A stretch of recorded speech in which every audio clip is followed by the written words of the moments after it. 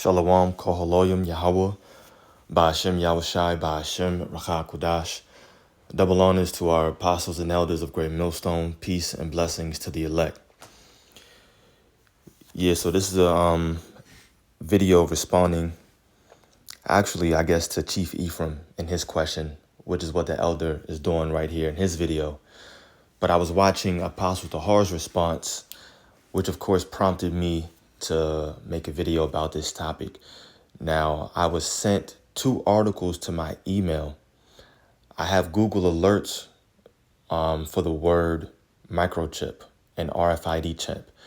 And so daily or maybe every other day, I'm being sent articles concerning RFID chips and microchips around the world.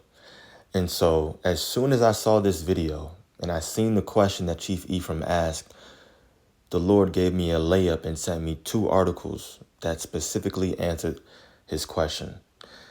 And so I'm going to bring out both of those articles, but really quickly, let's just listen to what his question is. We'll watch maybe a minute and a half, maybe a minute up to 45 seconds to get the gist of what he's asking, and then we'll answer the question. Shalom. Hey, I got the $1 million question, right? For those that claim the mark of the beast is a microchip, right? With everything going on in the earth, who's going to implement the mark of the beast? What nation is going to implement the mark of the beast? Because if you say it's all white people, you got to be specific, because obviously Russia is not doing what America is doing. China is not doing what America is doing. Iran is definitely not doing what America is doing. What nations or what white nation is going to implement the mark of the beast? Because if you say it's America, then obviously it ain't going to be the whole world. So this is where the doctrine kind of falls very short. It takes a deep dive very short. If the mark of the beast is going to be a worldwide thing and you can't eat, right, and drink and buy and sell, right, all of this stuff with a physical chip, the $1 million question is, who's going to implement it? And I'm going to leave y'all with that, right? Because obviously the nations ain't getting along. And whatever NATO's doing, BRICS ain't with it. And whatever BRICS is doing, NATO ain't with it. So who's going to implement it? This is why. All right, cool. So minute 50, and that's it. That's all we really need to watch concerning that. So y'all heard the $1 million question: who's going to implement the microchip? For those of us that claim that the microchip is the mark of the beast, that's the $1 million question. Then he followed it up by saying, look, all these nations, they're not getting along. And y'all claiming that it's a worldwide event. These nations aren't getting along. How is it going to be worldwide? Russia's not following America. China's not following America. Okay, so let's go to this article right here. China follows the U.S. in testing a brain implant that allows you to control a computer with the power of thought. Easy layup, balls in the basket. Really could just end the video right here. But of course, we're going to grab some precepts and follow this thing up, take some more shots. And I guess specifically what he said was China is not doing what America's doing, right? But this article is saying otherwise. China follows the U.S. in testing a brain implant that allows you to control a computer with the power of thought. This article was written or published June 16th. Let's do this. From MSN.com, Elon Musk's company, Neuralink, is facing new challenge from China's latest tech progress. And what do you think that tech progress is talking about? Yeah, you guessed it, the microchip. You guessed it. This article was written 3 days ago. All relevant. All relevant. This one right here, updated June 18th. Chinese brain-computer interface allows paralyzed patient to play games with thoughts. Chinese scientists pioneer cutting-edge brain implant technology, enabling limb-disabled individuals to engage with digital platforms through thought alone. And this is an actual patient right here. This ain't no AI. This ain't no random illustration. This is a real person. My man is through. He ain't got no limbs. But hey, he's able to interact with the computer by means of the microchip in his brain through thought alone. It wasn't America doing this. It's not Neuralink. This is China. This is Moab, the Chinese. They're following after America. They have the same goal. You have to understand what they want to do is run the world as well. Just because they're enemies with America, it doesn't mean that they can't have the same desire. They can't have the same goal. That's the whole point in competition. We're both striving for the same thing. We may not be on the same team, but we have the same desire. We're trying to win first place, trying to win the gold medal. America wants to continue ruling. They want to continue being the top dog and on top. Well, guess what? So does China. China wants to be the top dog. China wants to be on top. And I bet you they truly believe that America's going to lose World War III. And they're like, look, it's going to be us. We're going to be the ones that take over now. Even though that's not true, and we're going to show you in biblical prophecy. But just showing you those real quick articles. There's a fourth one. Whatever, you can see it for yourself right here. Right, but 4 articles showing you that China is doing what America is doing. And they don't need to be allies, right, in order to also implement the microchip, the mark of the beast. So it will be a worldwide event. It's going to be global. Now, what I'm going to do is come over here in the book of 2nd Ezra 15. And let's start reading from... When you read up, it's going into the missiles. What I'm going to do is just get to the point right at verse 46. Now, this is an end time prophecy. 2nd Ezra 15, verse 46, it says, "And thou, Asia," referring to that whole entire Asiatic region, which comprises or is made up of China as well, right? "And thou, Asia, that are partaker of the hope of Babylon. And thou, Asia, that are partaker of the hope of Babylon, and not the glory of her person." Why? Because, of course, you can have an American business. You can send things over to China. It gets made over there. It gets sent back over here. You got cheap labor, and you profit off of people spending a lot of money on it, right? The glory of her person. Also, you got people that born and raised over there. You got Moab.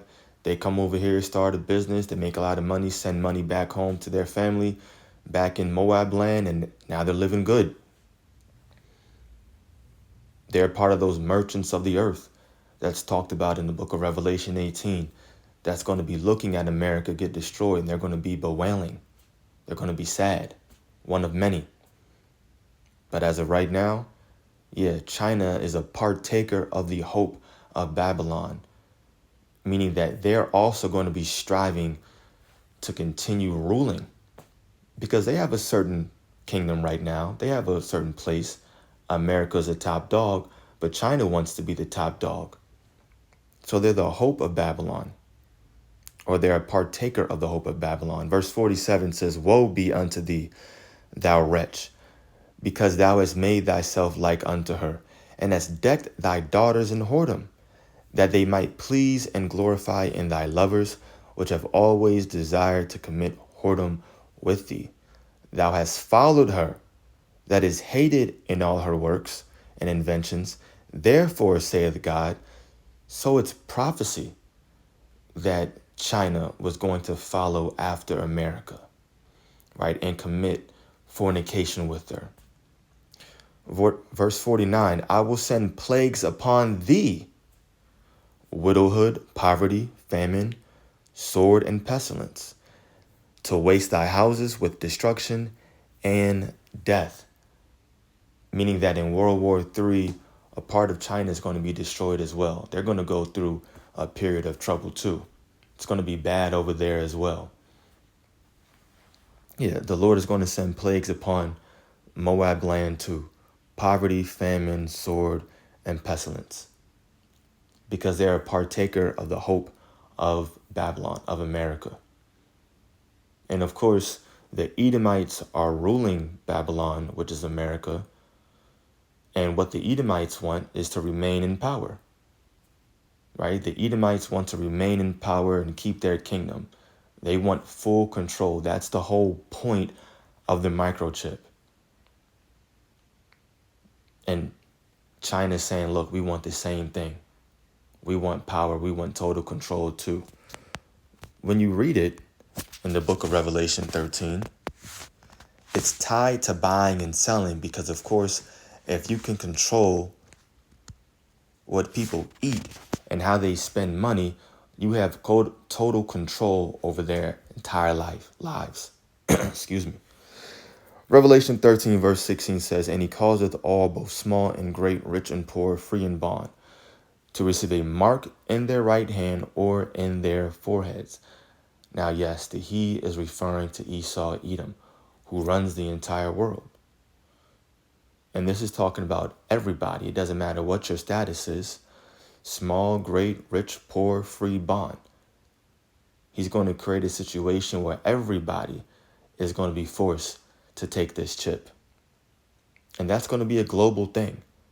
And that no man might buy or sell, save he that had the mark or the name of the beast or the number of his name. So unless you worship this man's image, unless you're with his system, and you take the chip, which is the mark of the beast, you will not be able to buy and sell. And that includes food. So yeah, there's going to become a time of famine as well. That's also an end time prophecy. So something is going to happen. Can we tell you exactly what it is and when it's going to take place and give you all the minor details? No, of course not. But the Lord has given us what we need to know in order to understand prophecy so that we can spiritually position ourselves in the best place possible.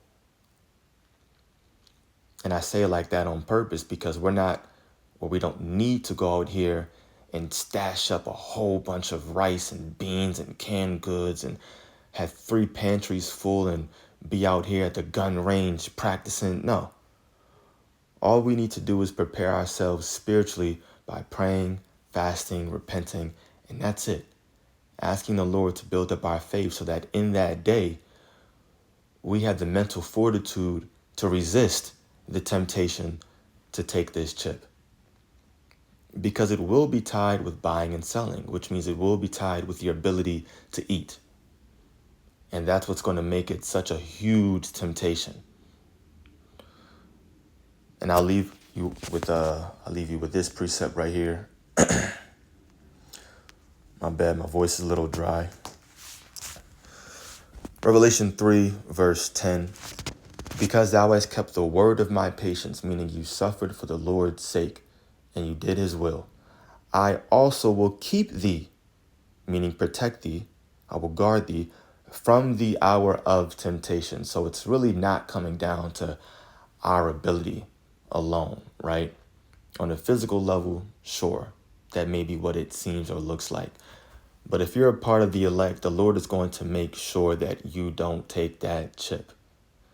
And that's going to happen if you're doing his work right now, if you're doing his will right now and you're sacrificing your life. for what he says to do. If you're doing those things, he's going to make sure that you have the characteristics needed: temperance, prudence, justice, and fortitude. He's going to make sure you have those things necessary to be strong in that day. It says, I will keep thee from the hour of temptation. That's when that microchip is really pushed out there and damn near made mandatory. I will keep thee from the hour of temptation, which will come upon all the world to try them that dwell upon the earth, meaning to test them that dwell upon the earth. And that's exactly what it's going to be. It's going to be a great trial, a great time of testing, which the entire world is going to have to face. And only the elect are going to make it through in that time, because right now, whomever they are, Lord's will, it's us, we did the Lord's work. We strove for the truth no matter what, unto death. Like it says, you do that and the Lord will fight for you. And it's proof right here in this precept. So yeah, it's going to be a global event. China is doing the same thing that America is doing. And it's for the purpose of them also wanting power. That's it. It's all coming down to that one word, power. But of course, Yahweh Shai is going to return and disrupt the plans of all these nations. And that's why he's called the King of Kings. And there's going to be many crowns on his head, which represents him taking down all these different nations. So that's it. Lord willing, it was edifying to the elect. Kohaloyim Yahweh Ba'ashem Yahweh Shai, Ba'ashem Rachakudash, double honors to our apostles and elders of Great Millstone. Peace and blessings to the elect. Shalom.